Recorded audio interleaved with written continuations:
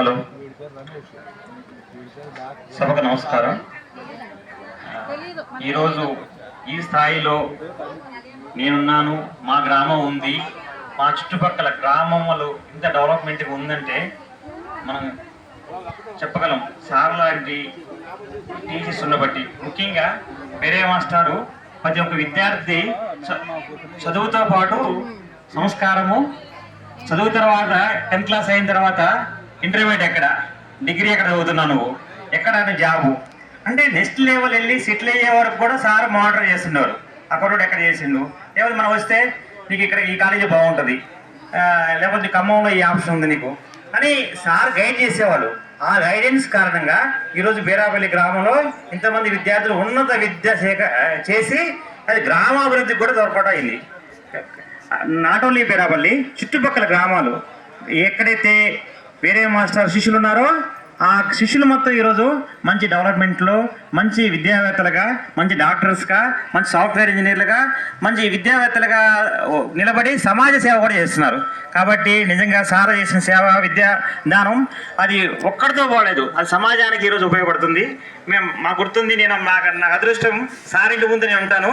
ఒక మాస్టర్గా కాకుండా ఒక కుటుంబ సభ్యుల లెక్క నేను సార్తో స్పెండ్ చేసే అవకాశం దొరికింది. నన్ను పిలుస్తుండేవాళ్ళు మరి చిన్నారెడ్డి అని. అంత క్లోజ్గా దగ్గరగా తీసుకొని మాట్లాడటము. ఇంకొకటి, సారు ఒక సబ్జెక్టుగా చెప్పేది. సారు సబ్జెక్ట్ మ్యాథ్స్ అయితే maths, physics, science, Hindi all in one లెక్క అన్ని సబ్జెక్టుల్లో చెప్పి పిల్లల్ని గైడ్ చేసి పిల్లల్ని మంచి ఉత్తీర్ణులుగా చేసిన సందర్భాలు ఎన్నో ఉన్నాయి. అలాగే ఇంతకుముందు సెంటర్ వెంసూరులో ఉంటే సార్ ఎప్పుడు మమ్మల్ని పంపించలేదు. మాతో పాటు ఉండి, మాతో పాటు పడుకొని, మాతో పాటు తిని సార్ మమ్మల్ని ఎగ్జామ్ రాపించి మమ్మల్ని ఫస్ట్ క్లాస్లో పాస్ అయ్యే విధంగా తీర్చిదిద్దారు. నిజంగా ఇలా సందర్భం రావడం చాలా బాధాకరం. ఇలాంటి రాకుండా ఉంటే ఇంకా బాగుంటుందని కోరుకున్నాము, కానీ మనం ఇలాంటి సందర్భం వచ్చింది. సార్కి నివాళులర్పిస్తున్నాము. ధన్యవాదాలు.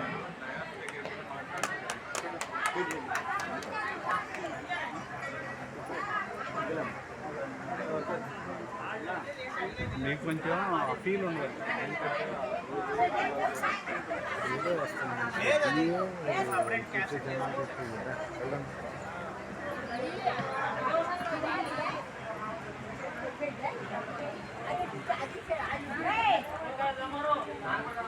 ఒక దీపం ఒక 100 దీపాలను వెలిగిస్తుంది.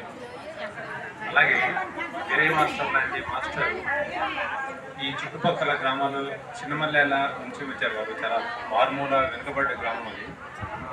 వారు ఆ రోజుల్లో ఎంతో కఠిన పరిస్థితులు ఎదుర్కొని వారు పట్టుదలతో చదువుకొని ఈ చుట్టుపక్కల మొత్తం అన్ని గ్రామాల్లో ఒక వెలుగును నింపిన ఒక దీపంగా వారు మనందరికీ కనిపిస్తున్నారు. ఈరోజు ఇంతమంది జీవితాలను ఇంత ఉన్నతంగా తీర్చిదిద్దడానికి వారు చూపించినటువంటి మార్గం కానీ, వారు బోధించిన విధానం కానీ నాకు బాగా గుర్తుంది. వారి దగ్గర ట్యూషన్లో చదువుకునేటప్పుడు ప్రతిరోజు, ఒకరోజు ఏదో బద్ధకంగా ఉన్నట్టు కానీ, ఒకరోజు ఇంకో రాజు కానీ కాకుండా ఉదయం పూట 4 గంటలు అంటే ఖచ్చితంగా 4 గంటలకు లేపేవారు. పిల్లల్ని మ్యాథ్స్ క్లాస్కి ప్రిపేర్ చేసి వారు ప్రిపేర్ అయ్యి అంత డెడికేషన్ స్థాయిలో డెడికేషన్గా వారు చెప్పినటువంటి మ్యాథ్స్ రియల్గా అది లైఫ్ చాలా మందికి లైఫ్కి అది ఒక లైఫ్లో ముందుకు వెళ్ళడానికి చాలా ఇంపాక్ట్ఫుల్గా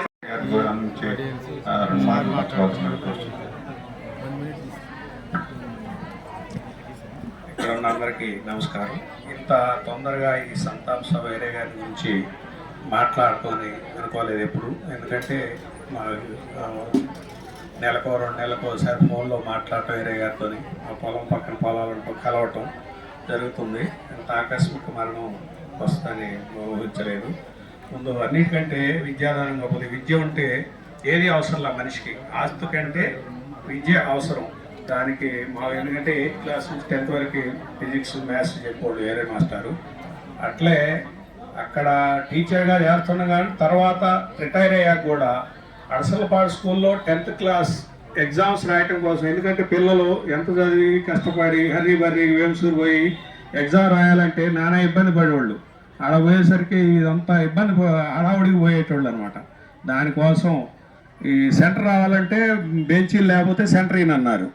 ఈ బసిరెడ్డి గారి ఆధ్వర్యంలో వేరే గారు బాగా తిరిగారు. దానికోసం మా తెలిసిన వాళ్ళు పూర్వ విద్యార్థులు రావణపాలెం అడసలపాడు తిరిగి ఇంటింటికి మరి బల్లలు కావాలి, ఇది ఒక్కళ్ళు చేసే పని కాదని అందరి సహకారంతో 10th క్లాస్ సెంటరు రావటానికి కారణం వేరే మాస్టారు. కాబట్టి సదా ఈ విద్యార్థులందరూ రుణపడి ఉన్నారు వేరే గారికి.